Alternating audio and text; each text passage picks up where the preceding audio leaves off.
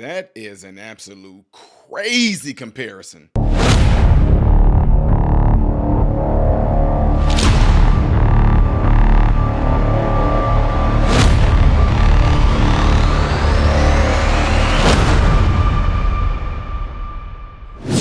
What's going on, everybody? Appreciate you guys all being here. Welcome to my channel. I am Ty Smith, Modern Renaissance Man.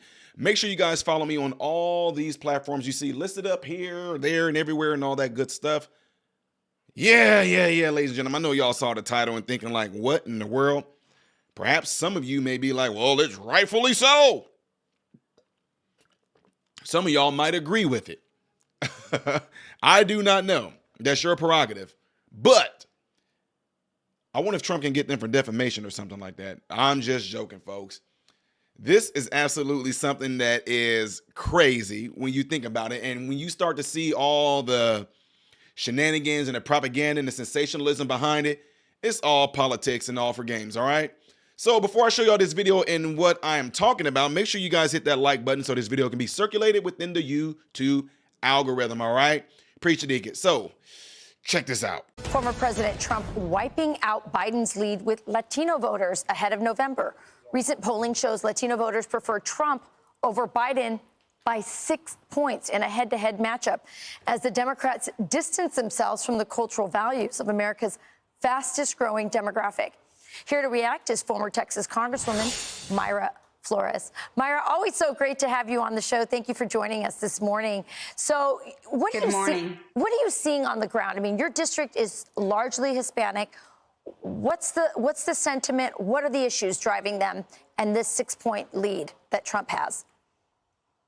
I'm spending time with the community every single day, and every day it's about the economy. They're struggling tremendously, living paycheck to paycheck. Bidenomics is costing the average American about $1,000 every single month. That's $12,000 a year, and they're having to get a second job just to barely make it. So it's very difficult for them to vote for Biden when he promised them a strong economy, bringing better jobs to their community, and that's not what's happening. And of course, the border situation has gone out of hand. That is also an issue here in South Texas. But mainly what I hear about every single American is the economy. They're just not able to provide to their children, to their families, what they were able to provide 3.5 years ago. And they want that economy back. And that is the reason why they're voting for President Trump, because they want more money in their pockets. They want those $1,000 back in their home. And they can remember, it wasn't very long ago that they were under the Trump economy. So they have a very recent memory of when times were better. How much are cultural issues playing into this? I mean, you've seen the crazy radical stuff they're indoctrinating kids in schools with, the racial agenda, the gender agenda, and also the issue of life. Obviously, Joe Biden being the most radical pro-abortion president we've ever had. So are those issues resonating at all? Absolutely. South Texas is very pro-choice when it comes to education, right? They want to be able to have the right to decide what is the best education for their children. A lot of South Texas Democrats do not support, school choice, but yet they have their children in private schools, but they don't want our children to have that option to. Why not send them to a private school if we're able to? The money should follow the child. And that is the reason why I support school choice. That should be, key to everyone. We want better education for our children. I support public schools if they're, but it just doesn't fit for every child. It fits for my children. My children do go to a public school. It's a great public school, but it's not for everyone. So every parent should have that right to decide. And when it comes to abortion, they do not support late-term abortion. For example, my opponent, Vicente Gonzalez, voted for late-term abortion, supports abortion, up to 9 months with no restrictions. And that's not who we are here in South Texas. We embrace life and respect life. Right. I mean, that's a very Hispanic Christian value, for sure. That really aligns with the culture. So let's talk about your opponent. His name is Vicente Gonzalez. And this is what he said about Latinos supporting Trump. He said, the rhetoric you hear from the Republican Party is shameful and disgraceful for Latinos. And, you know, when you see Latinos for Trump, to me, it's like seeing Jews for Hitler almost, you know. What are your thoughts on that? Well, it's very hurtful, a very racist comment to make to the entire Latino community. Instead, he should be focusing and talking to his constituents. You know, what is the struggle? What's going on, to better understand why they're voting for President Trump? And he would understand that, you know, it's the economy. They're hurting tremendously. But instead, he wants to call us Hitler and compares us to Hitler. It's insane to me. It's hurtful, and he shouldn't be in the position that he's in. He forgets that at the end of the day, when you are an elected member of Congress, you represent all people. Doesn't matter if you're Republican or a Democrat. When you are elected, you are there for everyone. And for him to compare conservative Latinos to Hitler, he shouldn't even be in that position. He should apologize, which he hasn't, and he should resign. That is not a position for him to be in. Yeah. He's also said in the past you're kind of like a fake Latina because you are on the Republican ticket. He sounds pretty desperate. Myra, good luck on the race. Absolutely. Good luck on the race. Thank you so much. God We'd bless love to you. hear back from you in the future. Now, although you guys just heard that and you saw that, I just like to ask, in what way? That is terrible. I don't know if this guy's trying to say this to try to get it to where, you know, for example, one of the worst things some folks can do, and I'm just telling y'all the truth, those of you that is part of the LGBTQIA, one of the worst things y'all can do is try to make a comparison and say, the way that black people can't help that they're black is the same way we can't help that we're bisexual or bi-curious or lesbian. Don't ever use that as a comparison. I'm just telling y'all, just don't. So in this particular case, why is he saying that? When I just gave you guys a scenario that I just told you about, don't use the whole thing about black people can't help being born black, so therefore we can't help being born gay. Don't use that as comparison, because a lot of times, a lot of folks have used that only to try to get black people on their side. Y'all follow me? You're trying to get black people to say, yeah, that's right. No, don't do that. Please don't do that. Same exact example here. Is this guy saying this to say and try to make it seem like, oh, like Jews can be like, oh, yeah, you know, because what happened to us was atrocious and crazy, which it was. But is he saying this to try to get Jews on his side to agree with him about Trump? Me, I think that is a ridiculous comparison. No matter how you feel about Trump, guys, I wouldn't even say, I would not know. No. Jews voting for Hitler on purpose, one of the most crazy people in the whole, one of the most craziest people in the whole world. And you're going to say that's like Jews voting for Hitler is the equivalent of Latinos for Trumps. What would you say about blacks for Trumps? You're going to turn around and say that's like slaves voting for their slave masters to keep them as slaves. Would you do that? Because there is a particular party that's literally, so to speak, doing that same exact thing right now. You know, pushing out propaganda, pushing out a rhetoric, pushing out a narrative to keep a certain group of people voting for them, although they have no intentions on doing anything for that group that's voting for them. That same party is the party of slavery. That same party is a party that did not want to end slavery. That same party is a party that did not want the civil rights movement to happen. That same party is a party that did not want you to have equal rights. And that party still don't.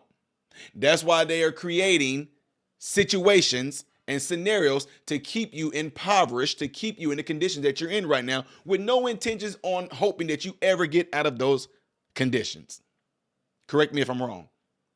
Now, some of you may turn around and say, well, the party that freed the slaves, the party that fought for slavery, blah, blah, blah, blah, blah, they're not doing anything either. And I would agree with you.